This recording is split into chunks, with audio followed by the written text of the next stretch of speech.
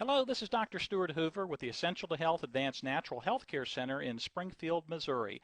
I'd like to welcome you today to our presentation on Functional Health, a True Healthcare Approach. I'm a doctor of natural health and I'm board certified in integrative health, and I've been practicing for over 20 years. I have worked with thousands of people around the country and the world, helping them improve their health naturally. Today I'd like to start our presentation off by talking about the state of health in America and why is it that we are the unhealthiest and most overweight country in the world. We have the most advanced medical system in the world. Unfortunately, little to no focus is being put on prevention today. Most of the foods that we're consuming are manufactured and processed and providing little to no nutritional benefit to our bodies. We're spending billions of dollars every year on diets, dietary supplements, and exercise programs that are providing little to no sustained results. Folks, there is no one-size-fits-all fix for this. We all have to become more educated in prevention and take a more proactive approach versus being reactive. Now let's talk about functional health. This may be the first time you've heard this term. Functional health is truly the future of medicine, and it is available today. It views the body as one integrative system and seeks to identify and address the root cause of a dysfunction. Functional health takes into consideration the entire person, their medical, family, and psychosocial history, as well as their genetics. Functional health blends traditional medicine with complementary adjunct therapy and focuses on lifestyle and nutritional changes to target and prevent illness and disease. You know, our bodies are complex systems but often operate on one guiding principle, and that is survival. If our bodies experience excessive stress, emotional, chemical, food, structural, or physical, they switch to emergency survival mode and logical operating no longer occurs. We must determine the stresses or imbalances on the individual's body, environmental, hormonal, nutritional, or biochemical, in order to understand the underlying mechanism of the dysfunction. So let's do a little side-by-side comparison on pathological medicine versus functional medicine. In pathological medicine, they view the body as a machine composed of separate systems. In functional medicine, the body is viewed as a dynamic and complex interconnected system of mind, body, and spirit. In pathological medicine, the emphasis is placed on the identification of disease or pathological tissue change. In functional medicine, emphasis is placed on the identification of areas of imbalance or dysfunction in normal physiology. In pathological medicine, diagnosis is extremely specialized. In functional medicine, diagnosis integrates data from many different systems and methods. In pathological medicine, treatment is based on reducing or managing symptoms. In functional medicine, treatment addresses the underlying cause of the dysfunction. Major focus is spent on how the patient is doing based on charts, statistics, and test results that are measured against a statistical normal population in pathological medicine. In functional medicine, major focus is spent on both subjective and objective information gathering based on a concept of optimal physiological function. In pathological medicine, it relies on late-stage development of disease as a marker. In functional medicine, it allows for an early detection of the dysfunction. In pathological medicine, health is measured as an absence of disease. As long as you do not have a disease, you are considered healthy. You know, folks, health is measured along a wellness continuum, which is a spectrum moving from health to disease. Intervention can be made at every stage of that spectrum to restore and or improve health and our overall wellness. So, you know, the primary goal of pathological medicine is to fit a series of symptoms and signs of an illness a person is experiencing into a category that's already been established. The treatment is then administered and managed according to the diagnosis, not the patient. In fact, the treatment is nearly identical for all patients. In this model, dietary and lifestyle management are rarely emphasized. Competency in this model is based on the standard of care specified by a series of rules followed, not by the individual patient results. For example, The pathological medical model may treat a patient with trouble breathing by diagnosing asthma as the condition and prescribe an inhaler. The individual's physical activity or lack thereof, the body composition, their diet would not be taken into account, which could all be associated with and actually the cause of the condition. You know, a good example of this would be when you go in and you don't feel well and you have lab work done. Most people have had labs done. And how many times have you gone in to have your labs done and everything comes back normal? You know, if your lab results are within a normal range, you're considered healthy, correct? But are you really healthy? You could be somewhere in that normal range, high or low, and you're still considered healthy. But folks, what I want you to understand is that normal range is just a statistical average based on our general population.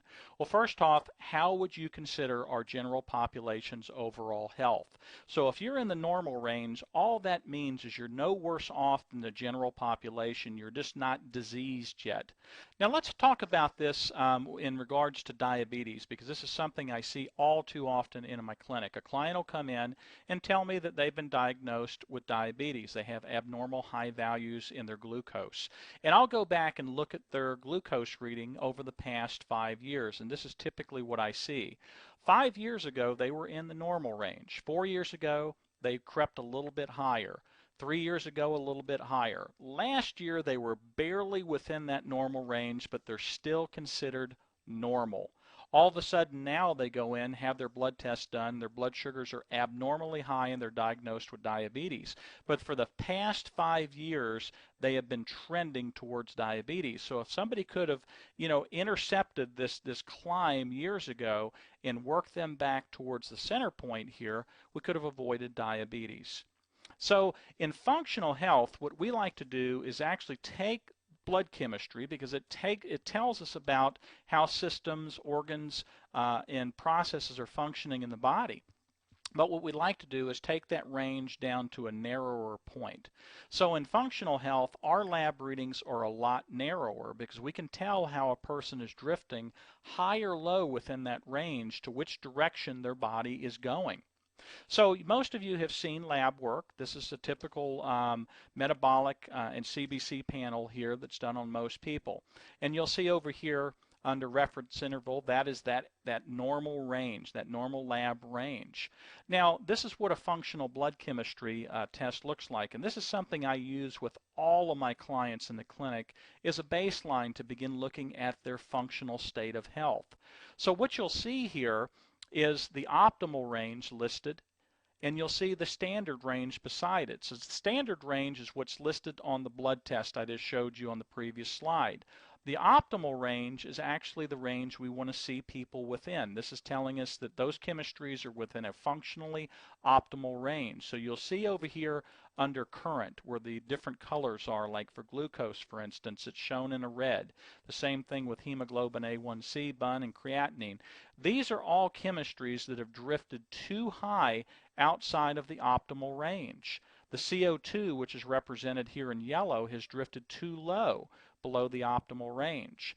Now, a double arrow in these columns represents chemistry that has gone too far outside both the optimal and the standard range, or if it's a down double arrow, it's gone too far below those ranges, which in our world is pretty critical. We want to look at that.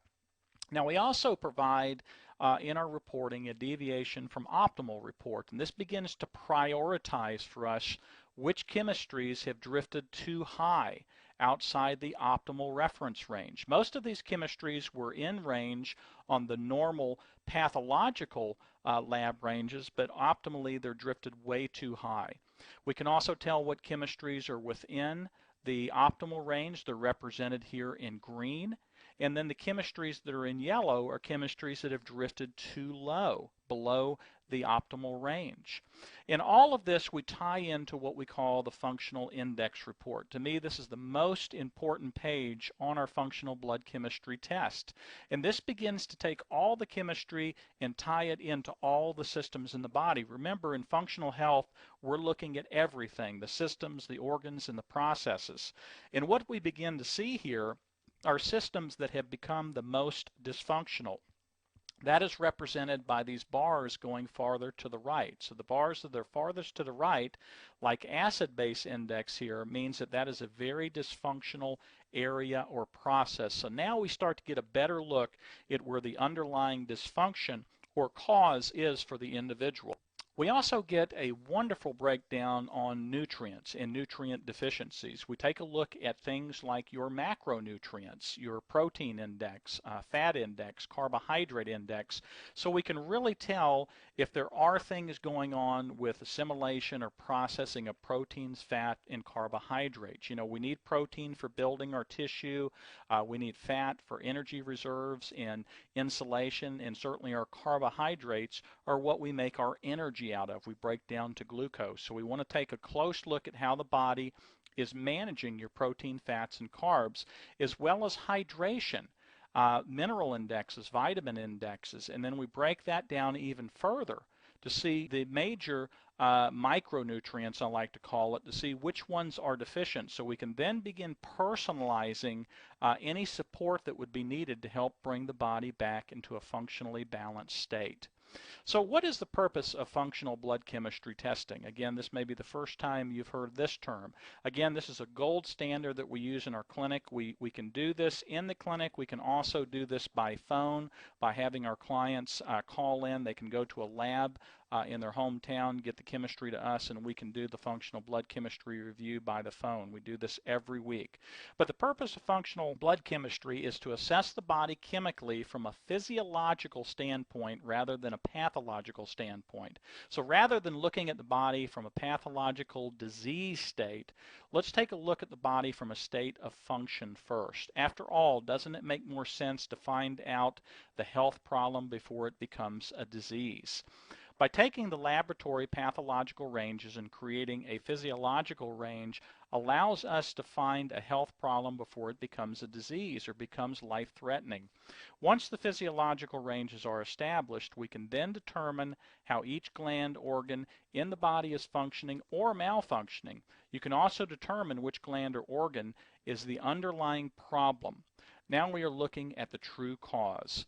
Once we determine which gland or organ is malfunctioning, the proper nutrition and lifestyle regime for that organ or gland can be established. Then by using vitamins, mineral, tissue concentrates, herbs, homeopathics, or enzymes, the gland and organ can now be restored back to a state of functional balance. Instead of just treating the symptom, we're now truly addressing the cause and taking a more natural approach. We also can follow up with the functional blood chemistry after we get a baseline. We have these objective findings. We can then determine if you've accomplished your desired goals, if you are improving your functional health. Wouldn't it make more sense if you're going to analyze the chemical aspect of the body to use the chemicals from the body to determine any malfunction that exists? We can also determine your nutritional needs, like how well you do with fats, proteins, carbohydrates. This would include your meats and dairy products, breads, these types of things, vegetables, fruits, and grains. So this will reveal exactly the type of nutritional plan that you should be following. We also determine what your balance between acid and alkaline should be. This is critical, folks, understanding your pH. Once we know what the pH is, then we can start adjusting lifestyle and diet to help bring your body into a more balanced pH zone. And this truly is the foundation of health. This is a truly remarkable analysis. Unfortunately, most medical practitioners today only use pathological ranges to determine your state of health. So some of the benefits: it provides nutritional protocols that address your deficiencies and help return your body to a healthy, functional, well state. You can avoid taking that shotgun approach or wasting your money on the supplement of the month. In other words, on products that provide nutrients that your body may not even need. You may not be deficient in those, and you could actually be overloading with those nutrients. It provides early detection of emerging health concerns. It is an inexpensive way to determine how effective your current nutritional program is working or has been. Follow-up testing allows you to chart the effectiveness of your program and make precise adjustments as needed. Maintaining your blood marker values within optimal functional ranges will allow your immune system to function better, allow you to process and utilize nutrients more efficiently, and help you live a much healthier, happier, and longer, vibrant life. The best part is you don't have to come into the clinic again. This can be done by phone. So all you have to do, folks, is give us a call, and we can do the initial consult by phone with you. Now let's talk a little bit about lifestyle influence, and are you giving your body a chance to maintain functional wellness? You know, your lifestyle and environment have a direct influence on your health, and these influences are mainly the cause for the development of most chronic disease today. So let's talk about what causes functional imbalances in our body. You know, we are exposed to tons of what I like to call silent and unseen toxins today. This would be pollutants and emissions that are in the air that we're breathing, toxins that are in our water system, even toxins in chemicals that we bring into our home that create an unhealthy environment in our house. A lot of toxins we actually choose today. This would be things like processed, manufactured, fast foods, prepackaged foods, highly refined foods, tobacco, alcohol. Prescription drugs, by the way, produce a lot of toxic load on our body. That's why there's side effects to those. So all of this is leaving our body in an unhealthy, unbalanced, overweight state today. So our lifestyle and environment have a direct influence on our health, and these influences affect functional health and eventually lead towards disease. You know, overeating, lack of exercise today. We live a very sedentary lifestyle. Even our children, you know, childhood obesity is an epidemic today. Kids are just, you know, coming home, plopping in front of the TV, the video games, grabbing the bag of chips, and, you know, even our animals are suffering today, obesity in our animals. They tend to follow right along with our lifestyle plan. So we're really leading an unwell lifestyle today. On the other hand, as we begin to change our lifestyle by eating healthier, getting moderate exercise, hydrating, getting more sleep, you know, these are influences that affect the functional health of our body and also the expression of our genetics or our DNA, which these types of lifestyle influences, folks, will lead towards wellness. So the question I want to leave you with as we wrap up our presentation is, do you have a functional wellness plan? You know, I like to use PLAN as an acronym in our clinic, and the P in PLAN stands for personalized and being proactive. You know, our functional blood chemistry test can give you that personalized look at your functional state of health and help you become more proactive instead of waiting for something to happen. We have to also start thinking long term. That's the L in our plan, and get away from all this short term quick fix stuff. We need to set achievable goals. That's the A in our plan. Don't set the bar so high that you're just doomed to fail right out of the gate. You know, I like to say improving your health is a journey, not a destination. And the N is my favorite in plan, and that is no excuses. There should never be an excuse standing in the way for improving your health. Improving your functional health begins with assessing your current functional state of health. The first step is to complete the functional blood chemistry.